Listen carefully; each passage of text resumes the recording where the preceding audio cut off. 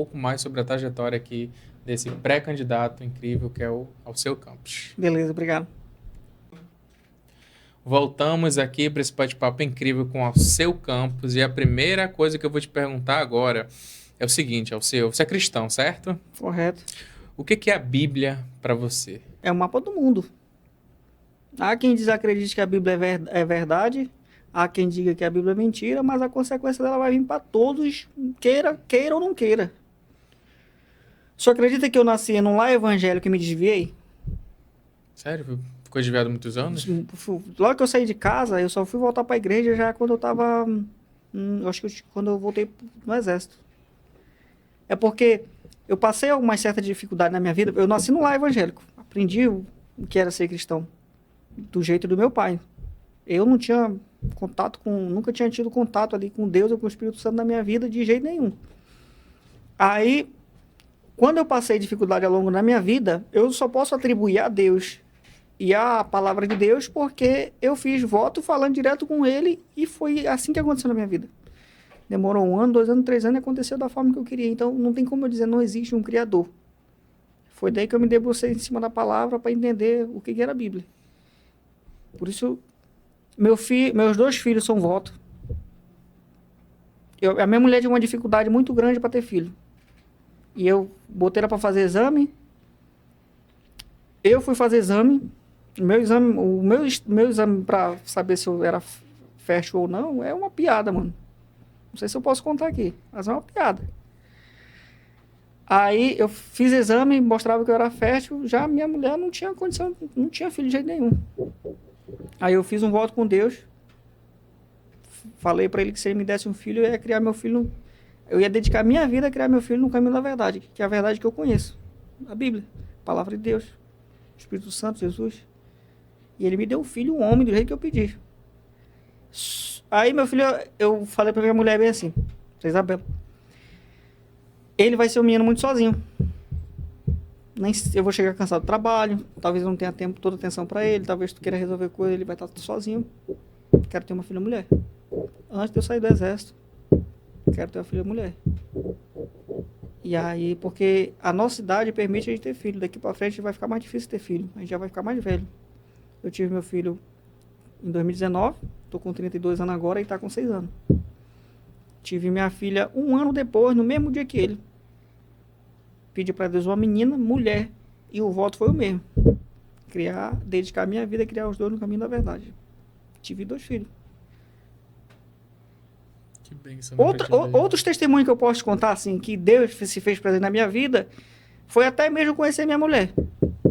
Porque foi assim, eu me desviei, certo? Saí para trabalhar, mano, conquistei carro, conquistei tudo, me envolvi com muita mulher, foi muito chifre. Entendeu? E teve alguns negócios que eu fiz que eu dei errado por causa de sócio. Fiz sociedade. Aqui em Manaus, antes de eu entrar no exército, eu fiz uma pequena empresa para mim de sala de game. Sabe a sala de game? É um espaço pequeno onde você bota umas máquinas de videogame PS2 e aluga por hora. Dava um dinheiro bom para mim naquela época. O salário mínimo, se era R$700, era muito. Eu tava ganhando uns 6 de salário. E então, perdi esse negócio.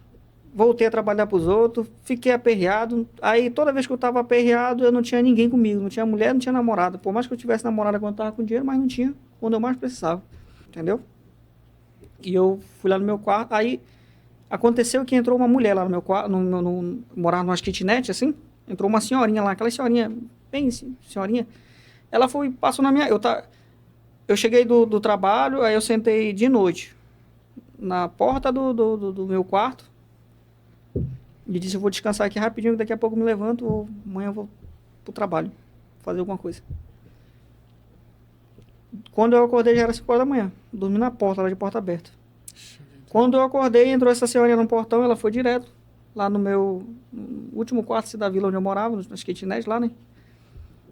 E aí ela veio pedindo açúcar, arroz, feijão, parou na minha frente e não me pediu nada. Ela falou assim, meu filho, por que tu sofre tanto? Aí eu ia contar pra ela que eu não tava sofrendo, que não tava... Aí ela, por que tu sofre tanto? Por que tu tá triste? Aí eu ia falar pra ela que eu não tava triste, eu tava cansado, né? Aí antes que eu fosse falar pra ela, ela falou assim pra mim, tu não sabe? Tu não conhece de onde tu veio?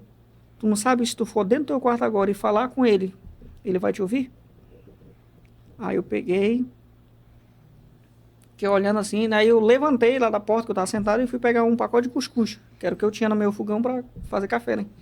Fui buscar um cuscuz, quando eu voltei, a mulher já tinha passado no portão, encostou o portão e foi embora.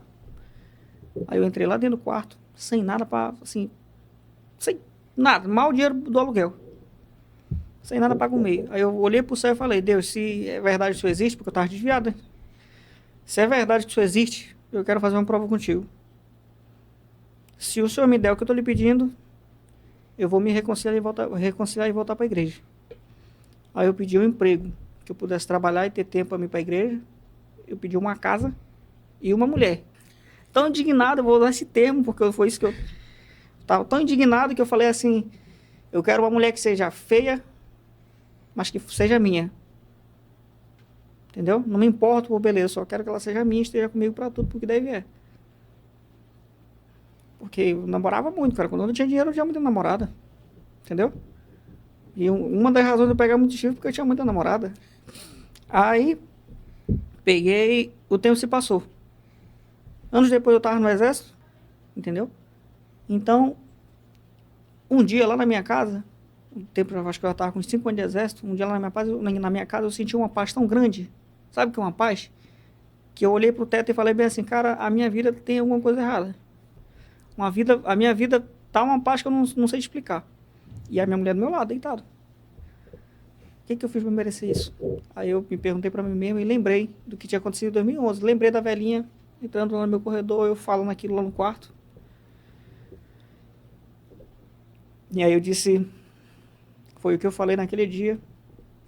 Deus ouviu e hoje em dia eu tenho minha... E outro detalhe, a mulher deitada do meu lado, a minha casa eu já tinha comprado com o dinheiro de uma Afogás que eu fiz e o dinheiro do quartel, dentro da minha casa.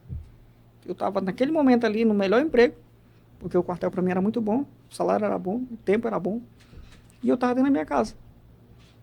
E cadê minha mulher? Estava do meu lado. A minha mulher foi o seguinte, a gente começou a namorar, ela viajou para Belém, passou 2 anos para lá. Foi nesse período que ela passou 2 anos para lá, que eu estava sozinho. Quando eu fiz esse voto com Deus, tudo deu errado para lá e ela voltou para Manaus.